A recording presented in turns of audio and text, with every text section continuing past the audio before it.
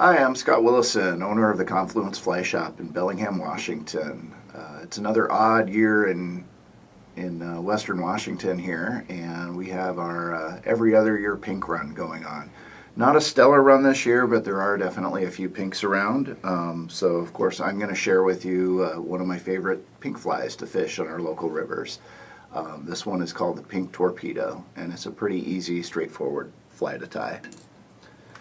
So, starting out, I am going to use a size 6 Daiichi 2546. This is a stainless steel saltwater hook. I have put a 1/8 inch hot pink bead on my hook. You could use brass, tungsten, whatever you want depending on the weight. And then I'm going to start some 70 Denier ultra thread. I like using the smaller thread on these smaller flies here. It just makes it a little cleaner to finish them. So laid down a good thread base, and then cut that thread, and then I've got a plume of hot pink marabou. Sometimes I'll use a lighter pink, sometimes I'll use a cerise, but generally I do some shade of pink on this fly. Tear a little bit of that off there. If it's not completely even, I'll just pinch that. Way better than cutting it. You still get a little bit of taper to it. And I'm going to gauge this tail length. I want my tail to be about as long as the shank of the hook. So I'm going to lay it over the top of the hook there. And then I'm actually going to start tying it in from right behind the bead and wrap all the way back. It gives me a nice smooth and even underbody. We'll trim that excess there. And then I've got some regular old pearlescent crystal flash here. I'm just going to take two kind of medium-sized strands.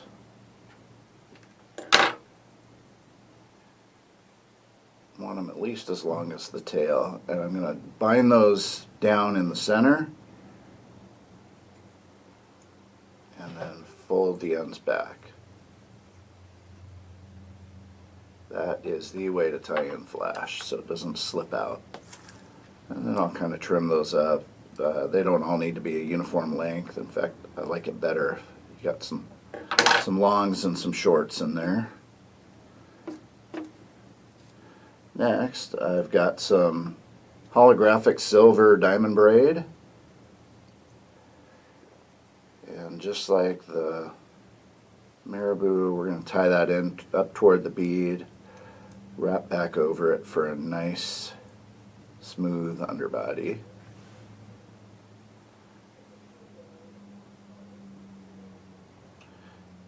Actually, I like to take a little wrap of that underneath the tail. It helps prop that tail up, and when you're fishing this fly, will prevent it from fouling too badly. We'll do nice tight wraps. We'll go up to kind of just short of the bead there.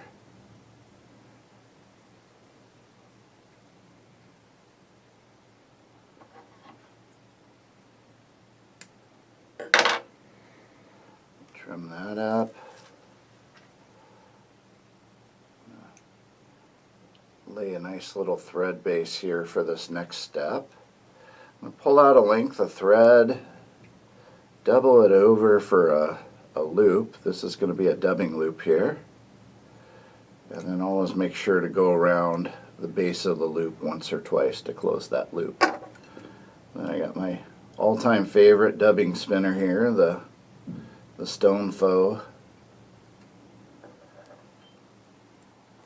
And in that dubbing loop, I'm going to use, this is kind of a newer material, came out last year. It's Ripple Ice Fiber. It's like ice wing fiber or ice dub, but longer fibers, kind of ripple cut, like a sort of like a Ruffles potato chip.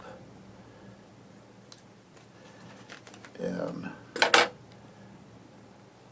I cut just kind of a small amount there.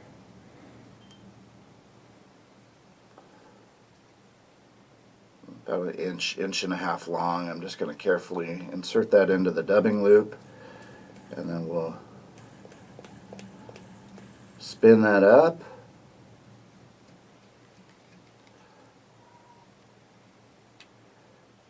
And then wrap that. This does two things. Gives the fly kind of an inner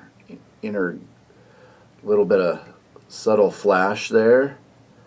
And then it also kind of is going to help prop out my hackle collar so it doesn't completely collapse in the water.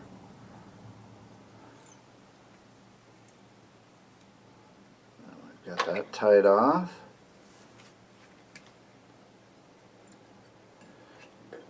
And then my last step is going to be, I've got a hot pink saddle hackle here. Cut that down toward the base where the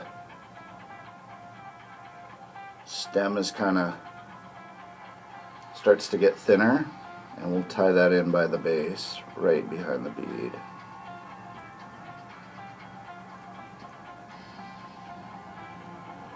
This is our new soundtrack to the video here. It's the shop phone ringing.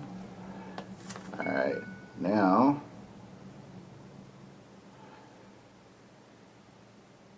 I'm going to fold that hackle back.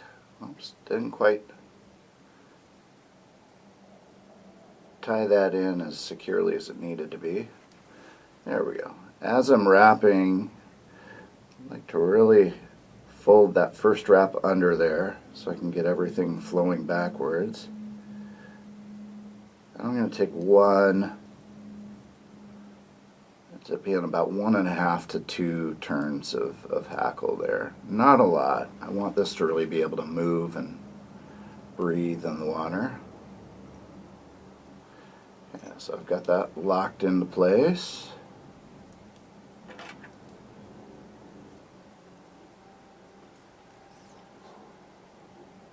We'll go ahead and give it the old whip finish.